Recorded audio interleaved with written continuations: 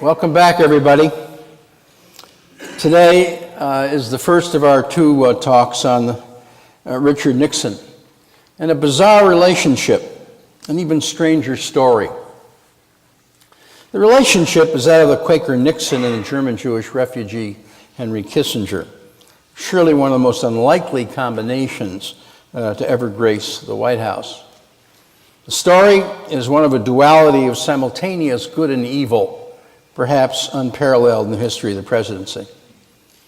Both the story and the relationship will figure prominently in another dangerous nuclear flashpoint, this one in October 73, which we're going to explore in depth next week. But first today, the dark side, prelude to Watergate. Well, not long ago, I watched a rerun of Oliver Stone's film, Nixon. The entire picture, it seemed, is filmed in the dark. Every sequence, even the victories, were shaded with a foreshadowing of darkness to come. Film shows a tormented soul, a man driven by an addiction to power and intrigue, with a compulsion to live in the arena, a man who seemed to be at his best in defeat, at his worst in victory. There are many dimensions to Nixon. He cannot be lightly dismissed. Whatever the sources of his demons were, they brought freedom closer to the edge in this country than in any other single event in our lifetime, except perhaps McCarthyism, which we discussed in our second session. Now, the 19th century German philosopher Friedrich Nietzsche once remarked, "In heaven, all the interesting people are missing." Nixon was no doubt one of those missing persons. And he was certainly interesting, an interesting enigma. His attendance with ex-presidents Jimmy Carter and Gerald Ford at the funeral of Anwar Sadat in 1981 prompted this acerbic comment from Robert Dole: "Hear no evil, see no evil, and evil." His presence at the state banquet in the Hall of People in Beijing in 1972 was perhaps the most unlikely scene in the history of 20th century diplomacy. There he stood, the inveterate red-baiter Richard M. Nixon, a card-carrying member of the Who Lost China Club, an invective, as we have seen, that plagued Truman, afterward tragically influenced Johnson in Vietnam. And there he was, holding aloft a glass of Mao Tai. Now, for those of you who don't know it, Mao Tai is a Chinese spirit roughly equivalent to lawnmower fuel.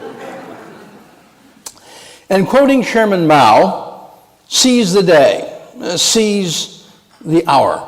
His justification for a U-turn in U.S. foreign policy. Mao, then revered by perhaps 1 billion Chinese as a saint for his great sayings, had incidentally borrowed that particular saying, originally carpe diem, as you know, from the Roman poet Horace. Comedian W.C. Fields once quipped, "I am free of all prejudice.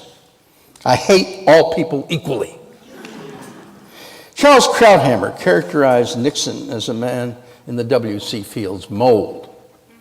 He was, said Krauthammer, a seething cauldron of inchoate hatreds. True enough. But Nixon was also the man who cut through the paranoia of fear, opened the door to China, and he was the man who fashioned détente, ushered in an era of arms control, something other presidents had not been able to do. He's also the man who, after his disgraceful fall from grace in 1974, became the most trusted foreign policy advisor to both Presidents George Herbert Walker Bush and William Jefferson Clinton. On his death in April 1994, exactly 2 decades after he left office, then President Clinton ordered a national day of mourning. All offices were closed. Flags were at half-mast. Clinton delivered a stirring eulogy out in Yorba Linda. Later remarked that he hadn't felt that way since he lost his mother. Although Kissinger often referred to the breakthrough as our China policy, it was Nixon's initiative from the start. Kissinger deftly executed it. His numerous in-depth conferences with the urbane aesthetic, always cunning Chow En-lai, were vital. But China was a Nixon initiative. Nixon and Kissinger, though close, were insanely jealous of one another. Each feared the other would be credited as the originator of our foreign policy initiatives. Nixon was so obsessed with this that he had his own conversations in the Oval Office taped, not only to leave an historical record, but to prove that his ideas were Nixon's own. The move would contribute, of course, to his eventual undoing. As early as his vice presidency in the 1950s, Nixon had talked of visiting mainland China. By 1966, he had spoken to Leonard Garment, his attorney and a close confidant, about building bridges to Peking, which was then isolated and seemingly in the firm embrace of the Soviet Union. Nixon knew better. Far ahead of his peers in sensing the perilous Sino-Soviet split, one of the significant motivating factors in the Cuban Missile Crisis, in my belief, and a year before his election, Nixon argued for closer relations with China. In fact, he did so publicly in an article published in the October 1967 issue of Foreign Affairs, a renowned quarterly. Given his fierce anti-communist past, his unrelenting prosecution of Alger Hiss, his virulent attacks on Truman, as both soft on communism and as the president who lost China, nobody took Nixon's article very seriously. But in the first year of his presidency, during a trip to Asia under the guise of consulting with our allies in Vietnam, he secretly opened up channels of communication with China through the president of Pakistan, then Yahya Khan. These overtures ultimately paid off handsomely, resulting in our first diplomatic breakthrough to the communist side of the Chinese puzzle since Wilson's scuttle-poor Wellington coup in the province of Shantung in 1919, which we reviewed in our first session. Nixon was undoubtedly one of the brightest of our presidents. He was a skillful tactician. He was one of the most perceptive and innovative minds we have had in the foreign policy arena. This is perhaps why he was so perfect a fit with Henry Kissinger, a brilliant foreign policy tactician in his own right, an admirer of the realpolitik of Metternich, Castlereagh, Bismarck, and the balance of power tactics of 19th century Europe. The tactics of those men were the subjects of Kissinger's doctoral dissertation, particularly those of Metternich, and those particularly of Metternich as well will figure prominently in Kissinger's ingenious strategy during the Yom Kippur War, which we'll analyze in our final session next week. Both Nixon and Kissinger had studied the lives of great men to serve them as role models. Both believed, as did 19th century leaders depicted in Kissinger's doctoral dissertation, that lofty moral goals had no part in foreign policy. Instead, realpolitik, a cold-hearted policy based on reality, is what drives a nation's foreign policy. Nations don't have friends, insisted Kissinger, only interests. Now, he's 90 years old. But that tenet defines his foreign policy perspective to this day. You may hear him interviewed on television from time to time, even though he's 90. Bear that in mind. Nations don't have friends, they have interests. Far cry from Wilson's idealistic interventionism, which we visited in our first session. Finally, both Nixon and Kissinger believed that realms of policy making and those of bureaucracy, diametrically opposed, should be split. For that reason, Nixon moved foreign policy decision-making out of Foggy Bottom, out of the State Department, away from the bureaucrats and into the White House. His instrument to accomplish this was to elevate the role of the National Security Council.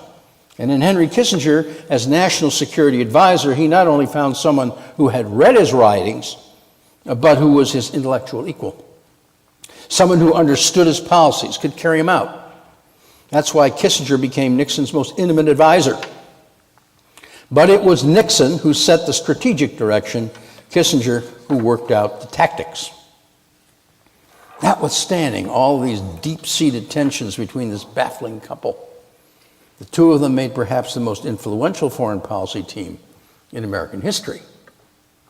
Famed author Goethe, the tortured character Dr. Faust, at one point exclaimed, quote, "Alas, two souls are housed within my breast, and each will wrestle for mastery there, end quote.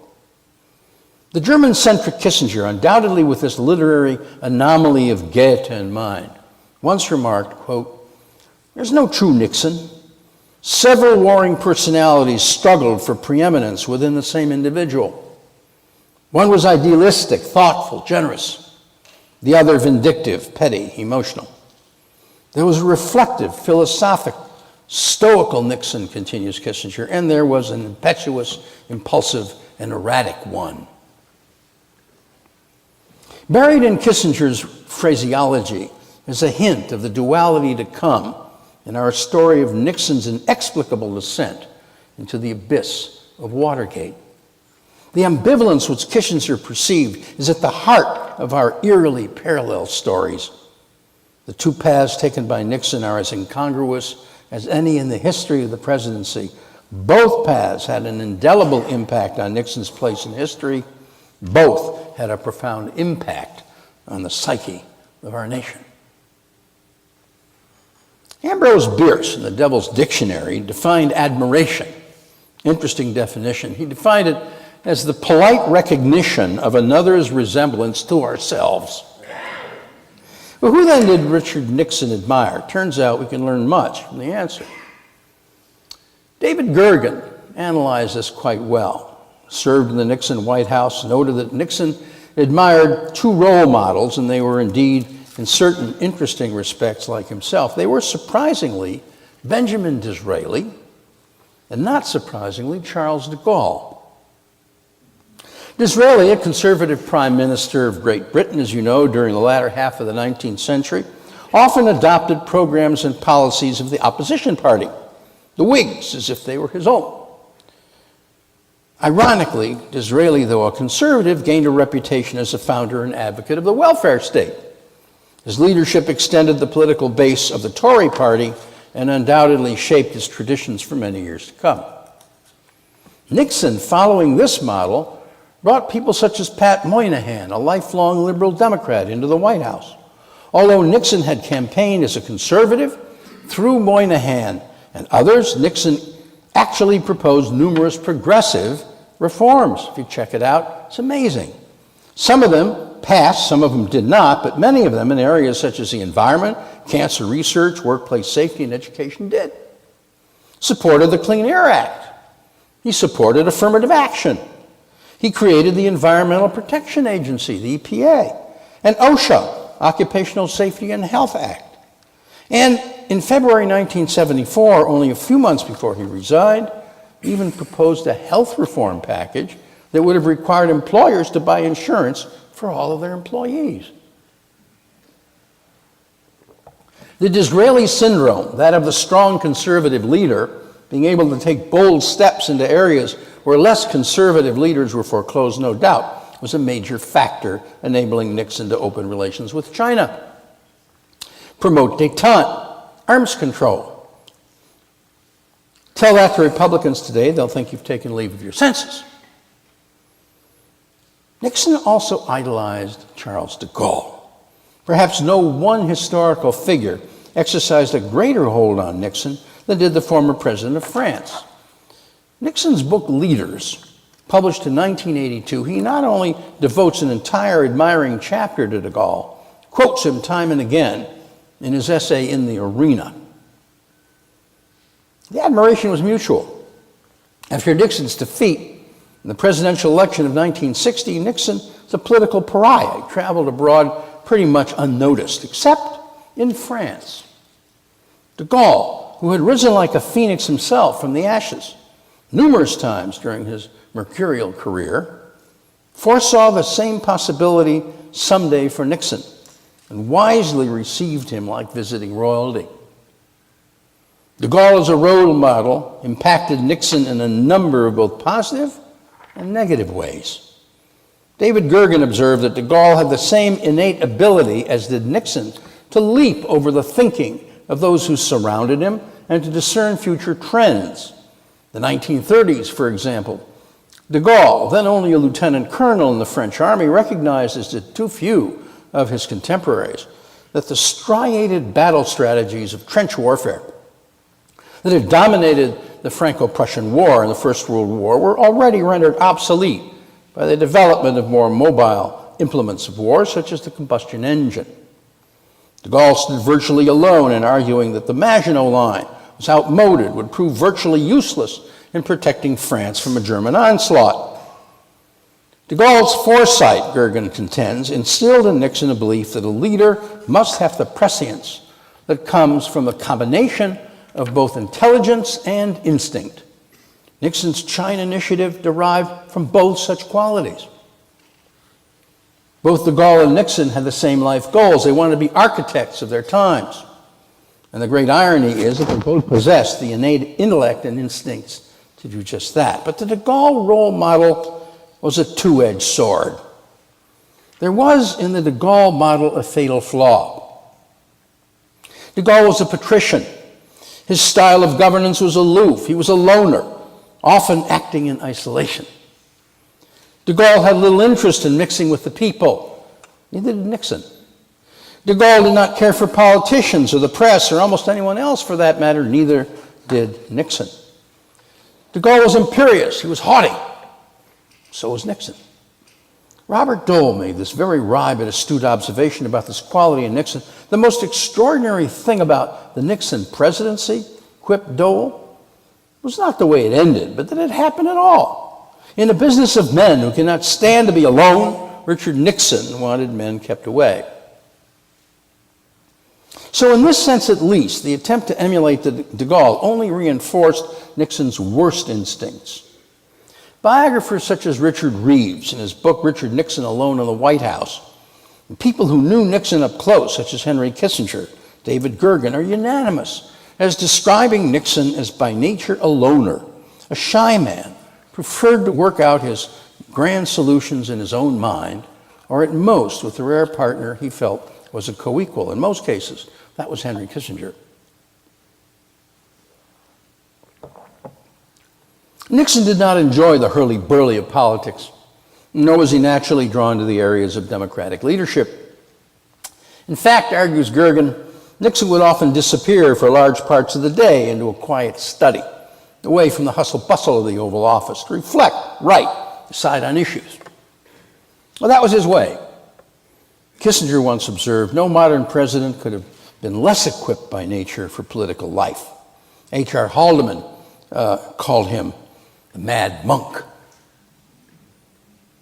Well, Nixon was not just a loner. There was a dark side. He was a hater. Like W.C. Fields, however, he was an equal opportunity hater. As the Watergate tapes continue to reveal as more are released, much to the shock and disgust of the body politic, Nixon's comments to his staff about people more often than not were vile, they were repulsive. The bulk of them defy repetition in a public forum. If I read them here, there would be more expletives deleted than expletives. Richard Reeves describes a choice few, which I can read. Nixon called Senator Edward Kennedy a lily-livered mealy-mouth.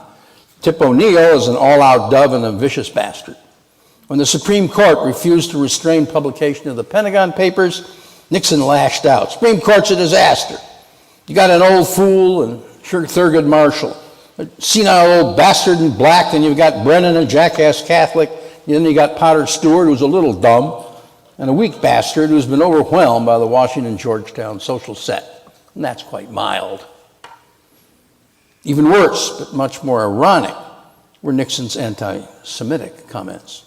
And here lies the greatest irony of all.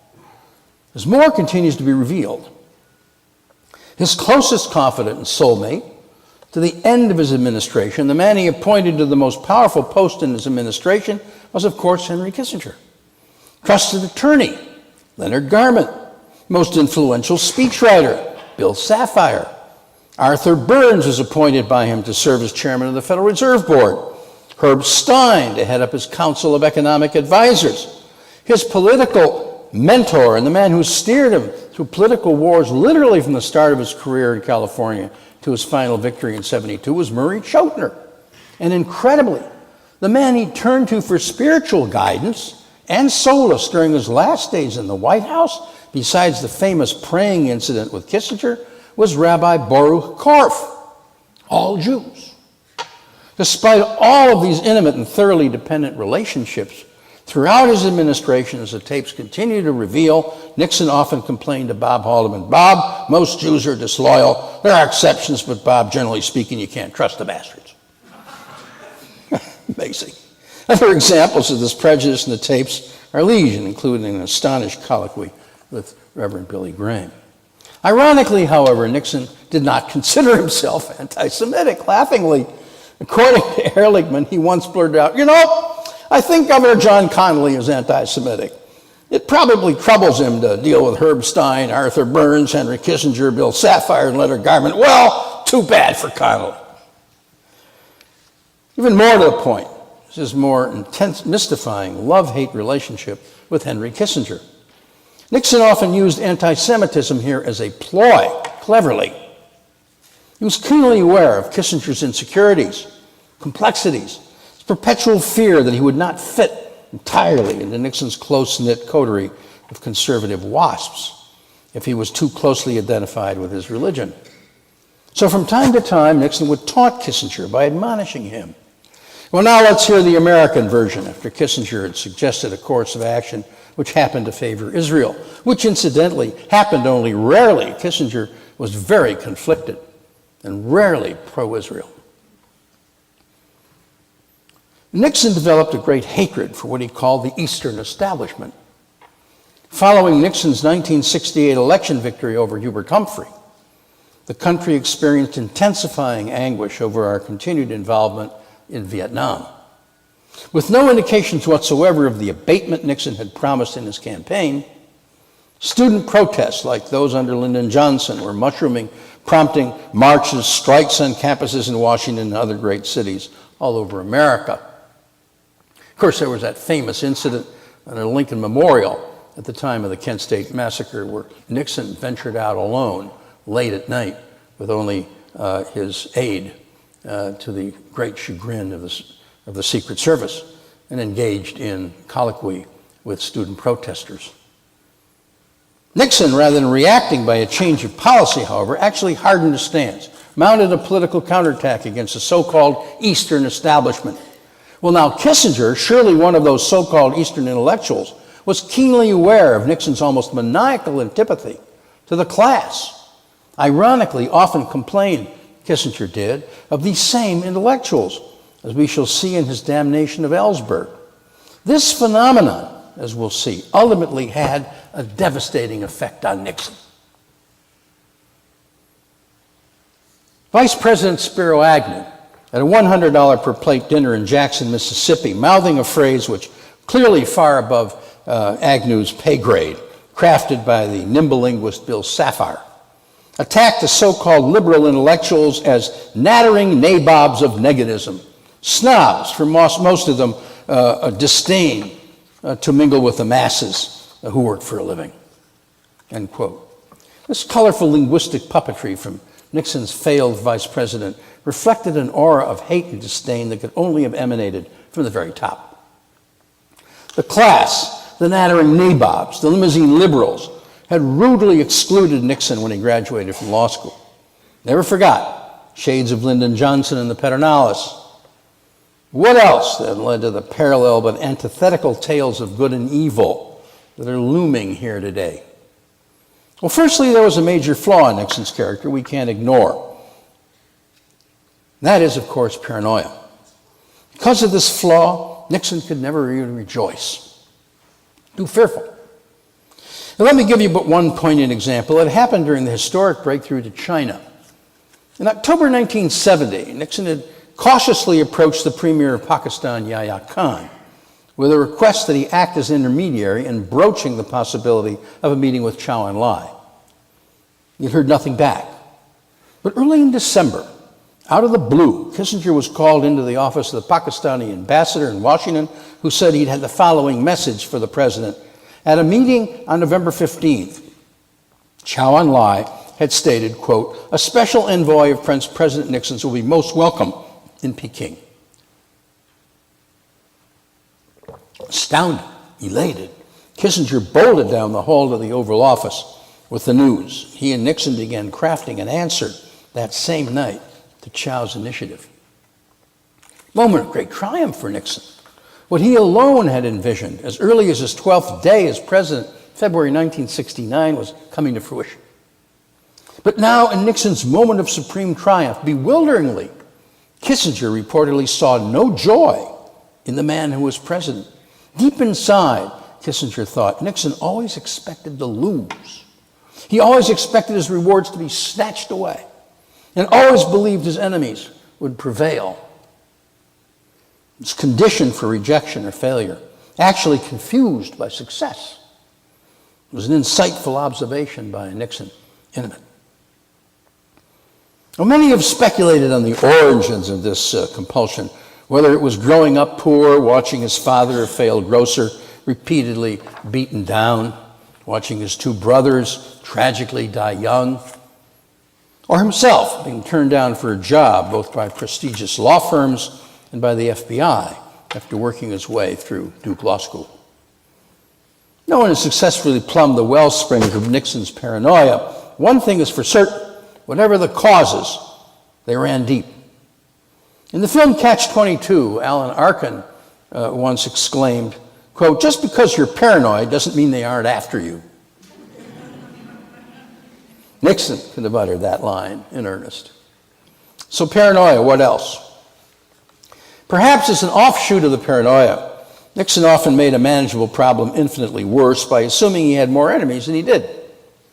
For every individual who hated him, there were undoubtedly many others who were merely adversaries.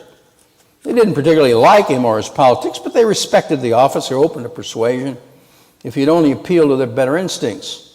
But Nixon went to war with them, and swatting at every adversary, real and imagined. His White House multiplied mere scores of enemies into an army. A political crisis was sure to follow.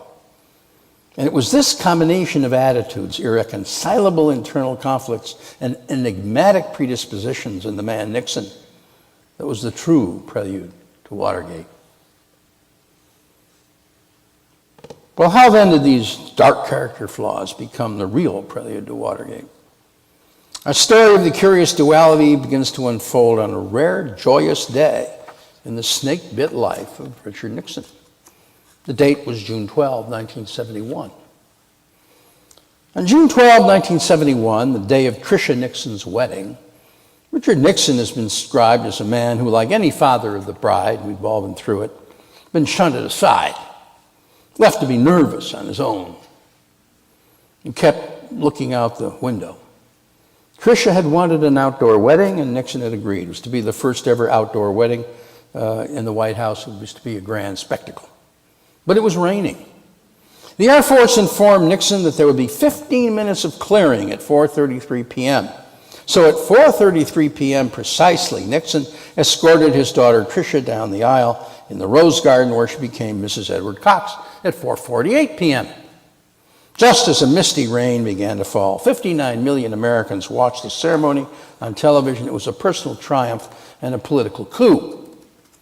At the reception, the president actually danced with his wife, Pat, which had never happened before in public. Many said they'd never seen him happier. But just as Nixon feared, his rewards were to be snatched away. For on the very next day, June 13th, 1971, next to a 2-column picture of the bride and her happy father at the top of the front page of the New York Times, there appeared an ominous 3-column headline that read, "Vietnam Archive. Pentagon study traces 3 decades of U.S. involvement." The Pentagon Papers, as they came to be known, consisted of 7,000 pages of official documents and demonstrated the growing commitment of 4 successive administrations to a non-communist Vietnam. It revealed an ultimate frustration with this effort to a much greater extent than our government had dared to reveal. The ultimate irony is the name Richard Nixon never appears in the Pentagon Papers. Initially, Nixon was not even upset. Nixon told Haldeman initially, well, this is really tough on Kennedy, McNamara, Johnson. Make sure we call them the Kennedy-Johnson Papers. The key is for us to keep out of it. Enter the National Security Advisor. Kissinger had actually been a consultant to the project was a Pentagon project that collected the Pentagon Papers. The project director was a former student of his at Harvard, Leslie Gelb, who had been deputy director of the Pentagon Office of Policy Planning during the Johnson administration. Kissinger suspected Gelb of leaking them, but he couldn't have been more wrong. Nixon told Haldeman must have been someone on Kissinger's own staff or just some group of expletive-deleted Jews. It was Kissinger's worst nightmare. We now know, of course, it was Daniel Ellsberg. Kissinger knew Ellsberg. He'd worked briefly for Kissinger in the early days of the Nixon administration, then went on to the Rand Corporation, Washington think tank. Kissinger had, in fact, once invited Ellsberg to lecture to his Harvard class on Ellsberg's student thesis, The Political Uses of Madness. A fascinating topic, by the way. Ironically, the illusion of the leader's madness was a ploy espoused by Nixon himself as a useful tactic from time to time in the conduct of foreign policy. Ellsberg was a brilliant student who had served as a Marine captain in Vietnam. Apparently, early on, he was a gung-ho patriot. Come back from Vietnam, served as assistant to a CIA operative, a man named General Edward Lansdale, who many feel was a model for dashing and somewhat demented character in the novel The Quiet American by Graham Greene. After working briefly for Kissinger in the Nixon administration, Ellsberg went on to work for the Rand Corporation. But by late 1969, he had turned completely around, become a confirmed anti-war zealot. He and an associate, Anthony Russo, had meticulously copied the papers over a protracted period. Ellsberg, incidentally, is a classmate of mine, and I learned at a Harvard reunion for the first time that his immediate family also helped in the copying, which amazed me. Although Nixon was not initially upset at the leak of the papers, Kissinger was.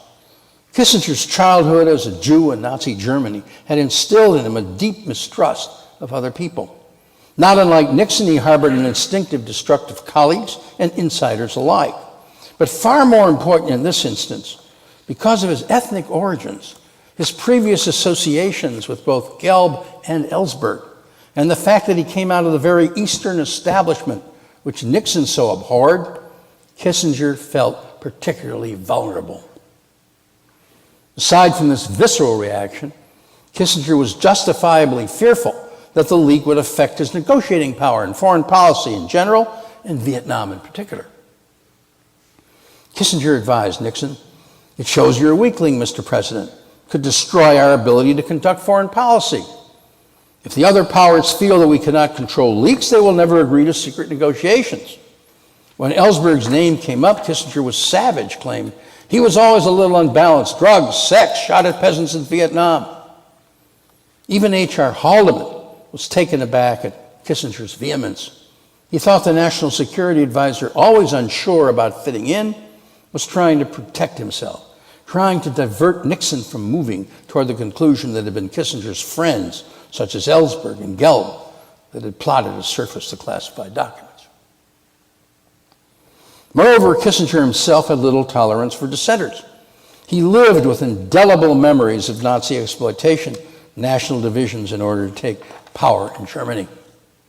During Vietnam, he tried to warn the opposition within the academic community in particular that they might provoke an anti-democratic upsurge from the right. Political analyst Roger Morris noted, Kissinger feared the Weimar thing, in which he and the Jews would be accused of a bug out in Southeast Asia. "We are saving you from the right," Kissinger reportedly told his staff members who resigned over the Cambodian invasion. "You are the right," one of them replied. Kissinger's rage ultimately infected Nixon. It inflamed the set of attitudes and predisposition in the president that we have been discussing. Paranoia, hatreds, the need to obliterate those who disagreed with him, enemies, both real and imagined. Charles Colson told special prosecutors investigating the Watergate scandal, Kissinger got President Nixon so psyched up over the leak, he was near hysteria. For the record, it should be noted, however, that Kissinger never gave any orders for illegal break-ins, nor did he engineer a cover-up of those illegal acts after they occurred. But his effect on Nixon was pivotal. And there was more than a seed of truth in the National Security Advisor's fear that outing classified material could damage his effectiveness. For at this critical time, Kissinger was secretly preparing for a trip to Peking in July, a fact carefully hidden from our own State Department. A leak might have proven fatal to that effort. And at the same critical time, Nixon and Kissinger were meeting with Russian Ambassador Dobrynin, who had traveled here to deliver a proposal for a 5-power nuclear conference. Détente was in the offing.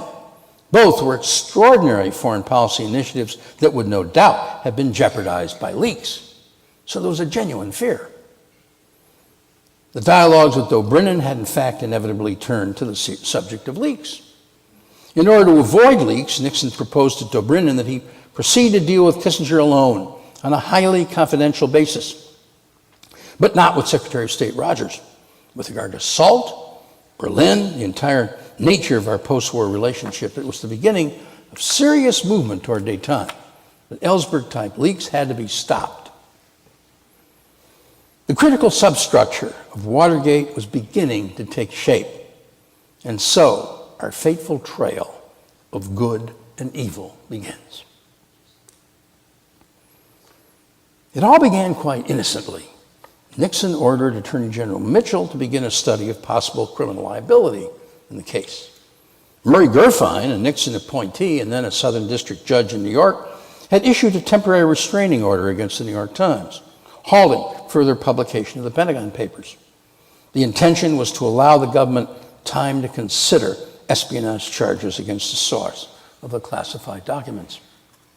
Notwithstanding the fact that he had triumphed over Humphrey in 1968, Nixon was nonetheless looking for something to prove that President Johnson's halt in the bombing of Vietnam had been just an election ploy to try to stop Nixon from winning that election against Humphrey. Kissinger indicated that he had tried unsuccessfully to locate such documents, but that the Brookings Institute had a file on it. Nixon, frustrated, retorted, "Damn it, get in there and get those files. Blow the safe, get them." Why? Johnson was long gone. Humphrey was long gone. Neither were a threat. The paranoia, the Nixon need to obliterate political opponents, both real and imagined, was certainly a source here, but there was another significant motivation as well, and it goes back to the end of the Johnson presidency. The end of Nixon's successful presidential campaign against Hubert Humphrey coincided with peace talks in Paris aimed at ending the Vietnam War. Johnson knew through illegal wiretaps that candidate Nixon had conspired with Anna Chennault, Claire Chennault's widow, to persuade the South Vietnamese negotiator Bui Diem and Premier Thieu to sabotage the peace talks, informing them that South Vietnam would get a better deal under a Nixon presidency. Chennault succeeded. At the very last moment, Premier Thieu announced that he would stay home. The peace talks, successful outcome of which could very well have swung the election to Humphrey, failed. Nixon won by a thread. Nixon's acts were tantamount to treason. He knew it. Johnson also knew it. But Johnson, although livid, would never reveal the treasonous acts because of the FBI, CIA, and National Security Agency surveillance of Diem, a foreign diplomat, Chennault, a private citizen, and the South Vietnamese embassy that brought him the intelligence. Secrecy was paramount to protect the NSA surveillance and its code-breaking capabilities. Nixon wanted the Brookings files because he wanted any possible bit of intelligence on the subject of his dangerous involvement with Chennault to be destroyed. Now, Kissinger's role in this episode, incidentally, was even more bizarre. Kissinger was attending the Paris peace conferences as an observer reporting back to Johnson's White House, but at the same time, he was leaking vital information as to goings on there to Nixon campaign aide Bryce Harlow. As Nixon aide Richard Allen said some years later, it's a pretty dangerous thing for him to be screwing around with national security. Well, now, Judge Murray Gurfein, ironically a Nixon appointee, vacated the temporary restraining order against the New York Times. Nixon appealed. But the cat's already out of the bag. The public's interest had been piqued, and on June 30th at 2:30 p.m., after expedited appeals, the Supreme Court ruled in favor of the press by a 6-3 vote. His dark side now overcame Nixon. He'd been rebuked and by one of his own employees, Murray Gurfein. The president exploded, compared Ellsberg to Alger Hiss, told Colson, "We've got a counter government here. Got to fight it. I don't give a damn how it's done. Do whatever has to be done to stop these leaks. I don't want to be told why it can't be done. It's to Ellsberg, try him in the press, leak it out. We want to destroy him in the press. We won the Hiss case in the papers. We did. I had leaked the stuff all over the place because the Justice Department wouldn't prosecute it. It was one of the papers. I leaked out the testimony. I had Hiss convicted before he even got to the jury. Wasn't done waiting for the damn courts, the Attorney General, the FBI. Mr. Brookings? Nixon was so outraged he talked about breaking into the place. They have a lot of material on Johnson's decision to halt bombings. I want Brookings. I want the break-in. Hell, they do that. Break in the place, rifle the files, go bring them in. Just go in and take it. Go in around 8 or 9 o'clock. Next day, still at it. He asked Haldeman, they get Brookings Institute yet? Did they get it rated? Get it done? I want it done. I want the Brookings Institute safe, cleaned out. And so, with the dark demon's ascendant, the dreadful downfall of Richard M. Nixon began, and with it, the nightmare of our nation. So what do the president's men do then to implement his directives? Enter now the demonic duality of Nixon's character that Kissinger had so astutely described, echoing the phraseology of Faust. On July 21, 1971, Ehrlichman reported to the president he created a special investigations unit, which the president had ordered, to handle secret business. Their directives were often to include illegal business that the FBI and the CIA were simply refusing to do without written presidential orders. Ehrlichman set up his close protege, Eagle Bud Crow, and a former Kissinger assistant, 32-year-old New York lawyer David Young, who was enlisted without consulting Kissinger, incidentally. Special Investigations Unit. Their job was to investigate leaks in general and Ellsberg in particular. Well, they set up in a small office in the basement of the White House with a 3-combination safe, sterilized phones, which was very difficult in those days. And they adopted the name the Plumbers, when Young, whose grandfather had been a plumber, put a sign on the door, D. Young Plumber. Their first hire, $26,000 a year, was G. Gordon Liddy, former FBI agent, prosecutor in Dutchess County, New York. Was a wild man, professional killer. Code names, security classifications became an obsession in the Oval Office. So were lie detectors. All were manifestations of the underlying Nixon paranoia. While the president's men were planning burglaries, Nixon and Kissinger were working on reviving a Moscow summit. They secretly broke through to Soviet leader Leonid Brezhnev, who was smarting at having been kept out of the loop by Alexei Kosygin and Andrei Gromyko, men with more experience in foreign policy than Brezhnev. This secret breakthrough was kept not only from Kremlin leaders by Brezhnev, but on our side from Secretary of State William Rogers by Kissinger and Nixon. Ironically, the atmosphere of intrigue pervading the Nixon White House was not unlike that pervading the Kremlin at the very same time. Hunt and Liddy broke into the office of Ellsberg's psychiatrist, Dr. Fielding, on September 3 at midnight, Friday night of Labor Day. The operation was paid for by $5,000 in campaign funds provided by Colson on September 2. Leader of the group of burglars was a man named Bernard Baker, Cuban from Miami, who had worked for Hunt when Hunt was a CIA officer. A litany of black bag operations followed. CREEP, the Committee to Re-elect the President, was also moving ahead with so-called black bag operations, advanced spying schemes, dirty tricks designed to disrupt Democratic campaigns. CREEP hired Jack Caulfield, a retired New York detective, and G. Gordon Liddy became counsel of the committee. Caulfield then hired James McCord, a former FBI man and a CIA agent, as a security coordinator. The team was in place. Liddy, in answer to pressure from the president to produce more intelligence on Democratic candidates, set out for Attorney General Mitchell and others a $1 million scheme he called Operation Gemstone to provide intelligence on Democratic candidates and on Lawrence O'Brien, chairman of the Democratic Party Campaign Committee in particular. Note, the administration's authorized black bag operations have already moved from foreign policy leaks to the domestic presidential campaign. Imagine this scene. The flamboyant former FBI agent G. Gordon Liddy stood with a pointer in one hand pointing at a display of flip charts. The other hand was bandaged. Why? Because the maniacal Liddy had held it in the flame of a candle to show the pain he could endure in the name of will and loyalty. He now proudly announced to the Attorney General of the United States, "I can arrange for the services of highly trained squads, men who have worked successfully as street fighting squads for the CIA, teams that are experienced in surgical relocation activities. In a word, General, they can kidnap a hostile leader with maximum secrecy and a minimum use of force."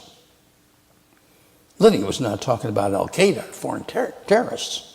He was talking about Democratic candidates. The surreal narrative continued. Lurid descriptions of wiretapping, hiring yachts, hiring call girls, trap unsuspecting Democratic politicians, drugging opponents, using chase planes to tail and intercept messages from airplanes carrying Democratic candidates. Mitchell winked at Dean. The wink convinced Dean that Mitchell knew Operation Gemstone was crazy, the stuff of a John le Carre novel. But remarkably, the chief legal enforcement officer of the United States, Mitchell, didn't discourage it, never shut it down. There was no check, no balance, our Constitution was dead. These then were the president's men in January 1972. 6 months before the Democratic Convention, the group that brought us Watergate was already in place, working with the blessing of the White House. They were beyond the reach of Congress, beyond the reach of the courts, the FBI, the CIA, answerable to no authority except the president, defying all our carefully crafted constitutional safeguards.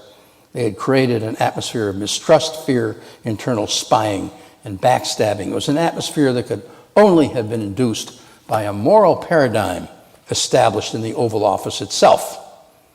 A moral paradigm justified by Machiavellian logic. Many were garden variety thugs who could have come right out of central casting. So now the dramatic duality continues. On May 5, 1972, historic and portentous things were taking place. Pulitzer Prizes were being announced, one of the biggest winners being the New York Times for its publication of the Pentagon Papers. Henry Kissinger was secretly meeting with Le Ducteau in Paris, trying to end the Vietnam War, for which he alone, not Nixon, much to Nixon's chagrin, would eventually be awarded the Nobel Peace Prize.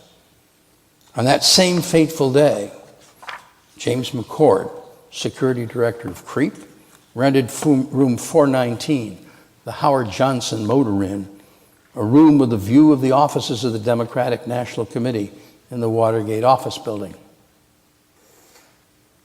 On Monday, May 22, 1972, the prescient and innovative Richard Nixon, following his Disraeli and de Gaulle role models, became the first U.S. president to visit Moscow.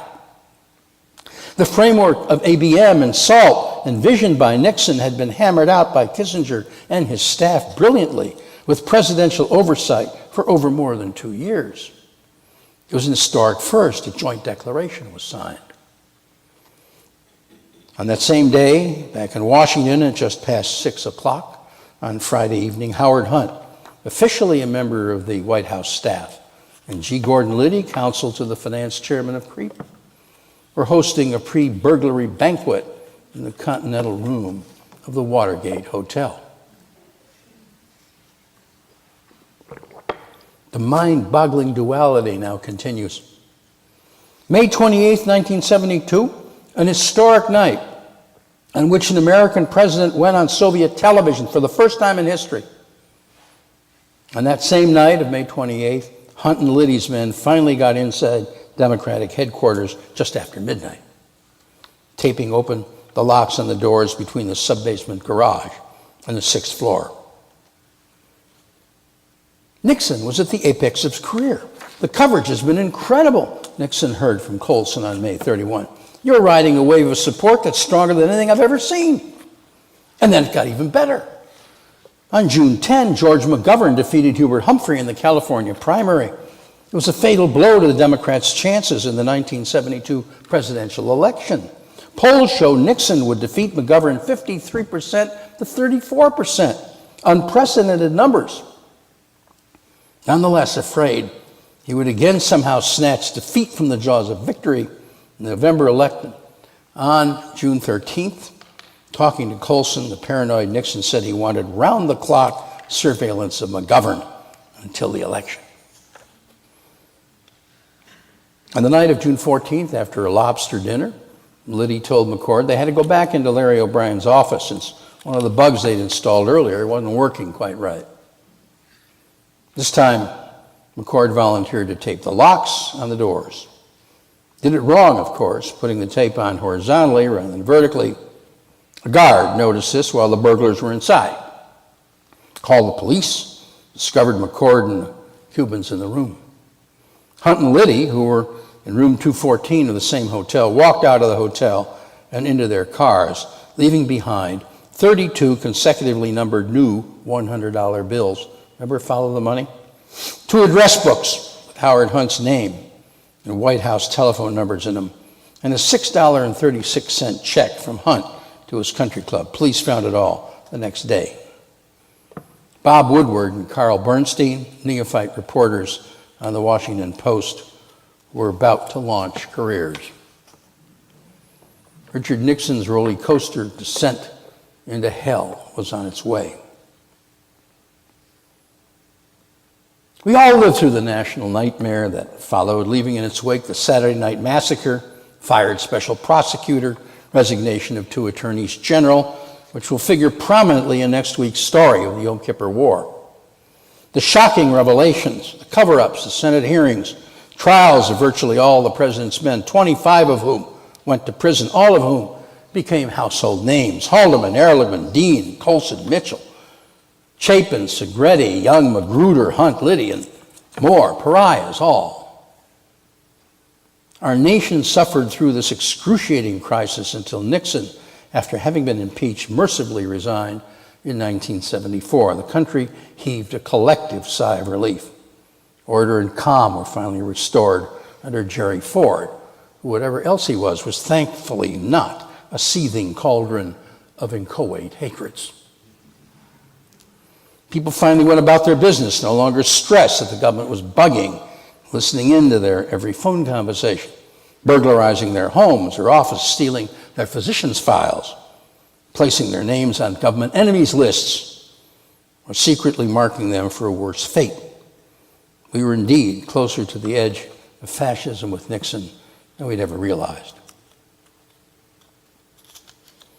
Wax philosophical for just a moment. In Federalist 47, James Madison, paraphrasing Montesquieu, wrote the following, quote, "Were the power of judging joined with the legislative, the life and liberty of the subject would be exposed to arbitrary control, for the judge would then be the legislator. Were it joined to the executive power, the judge might behave with all the violence of an oppressor." Remember in the now infamous Frost-Nixon interview? Many of you may have seen the movie. Nixon, after several hours of smooth sailing, suddenly ran into bumps, into trouble, and then blurted out, quote, "When the president does it, that means it's not illegal." And then suddenly there was a break. His second came running in the room, broke it. Slip of the tongue, perhaps, but subliminally he really believed that, for that was the true essence of the man. How prescient then of Madison. Over 180 years later, the dark side of Nixon exposed just that raw nerve in our system. Nixon, bypassing the judiciary, arrogated to himself the power to indiscriminately tape and bug and burglarize, first rationalizing that it was necessary in view of national security. Later, having nothing to do with leaks, became a conventional way to bludgeon and bury political opponents. Nixon, at the very pinnacle of his foreign policy success, had transformed himself into that very monster that Madison had feared in 1788. In short, our foreign policy mastermind had morphed into our domestic Leviathan.